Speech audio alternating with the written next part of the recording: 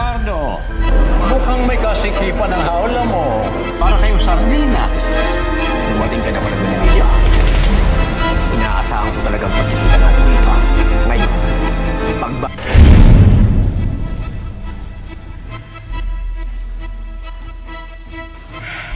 Doesn't make sense. Nasaan yung connection?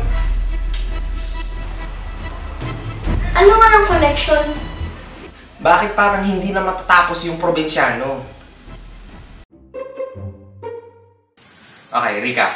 Ano yung last na naalala natin sa probinsyano? May kambal si Cardo na namatay. Okay, nasaan na siya ngayon? Ang layo na. Damn it!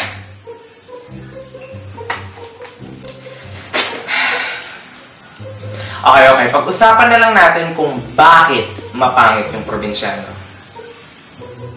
Yung zoom-ins. Zoom-ins? Yes, yung zoom-ins. Ano meron sa zoom-ins? Well, masyado na nila ginagamit yung mga zoom-ins sa punto na bawat end ng sentence nila ay may zoom-in. Oo nga, no?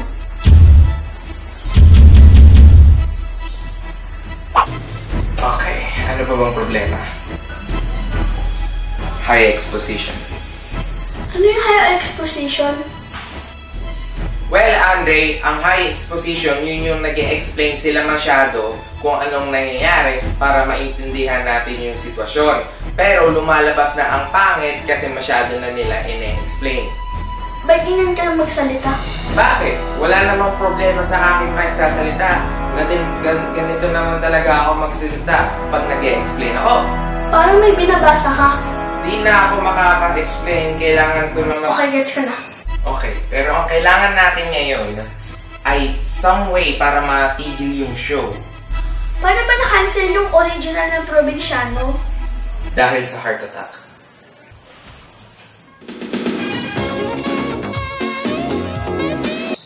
Stop.